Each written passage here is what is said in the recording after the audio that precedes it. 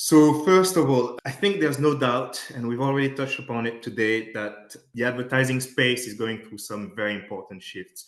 Actually, these shifts are so important that some people are talking about like a change of paradigm.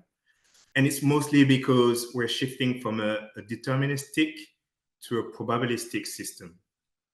What does it mean in the end? What your marketing teams may have faced is a reduction in the amount of observable data, right?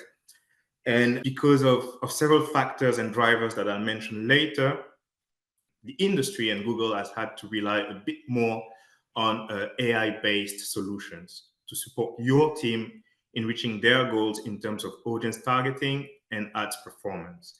And how do we do that? By modeling what's observable and deducing from it what is not observable anymore. So we're relying quite a lot on modeling. But in order to do that, we need to have very solid foundations. How do we get these solid foundations? So the first aspect of it is that we need to rely on first-party data, right? Which is the type of data that you as an advertiser or your company as an advertiser get directly from the users that are basically using your services.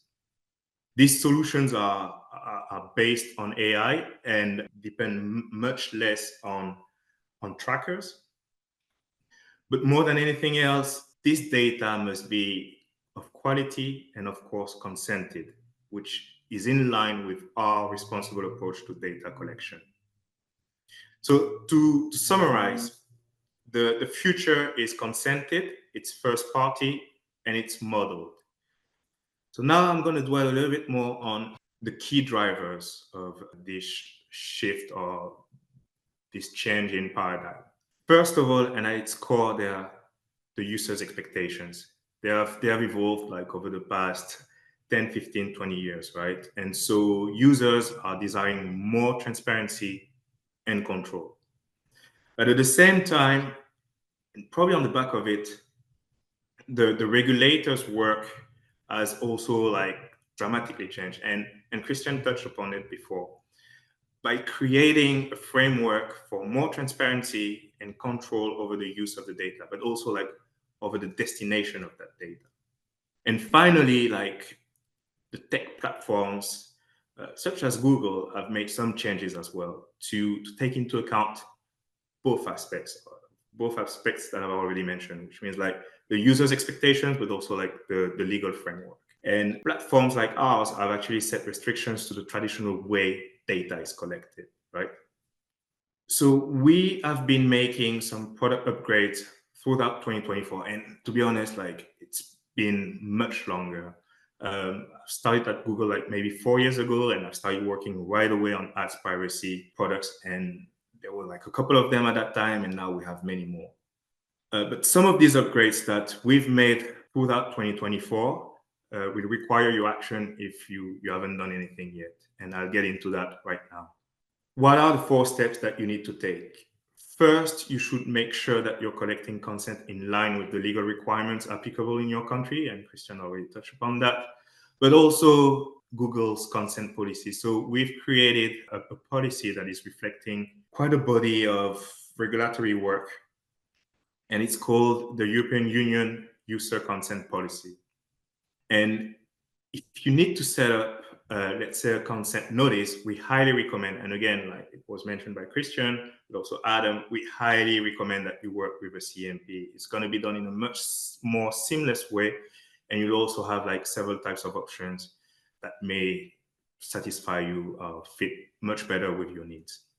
Second, you should set consent mode. And I'll explain later what it is, but very simply, consent mode is an API that we've set that enables us to adjust the behavior of our tag based on the level of consent that is provided by the end user.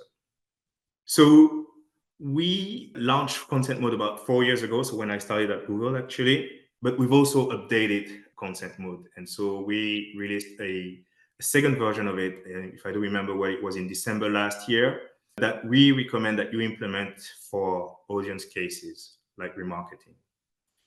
And also Christian touched upon it, but like we at least require it not only for web, but also for apps. Third, if you are using our analytics tools, we highly recommend that you use GA4. And fourth, for those using APIs to share offline data with Google, we recommend that you update the code to communicate the consent signal to Google in order to avoid losing offline audience such as customer match.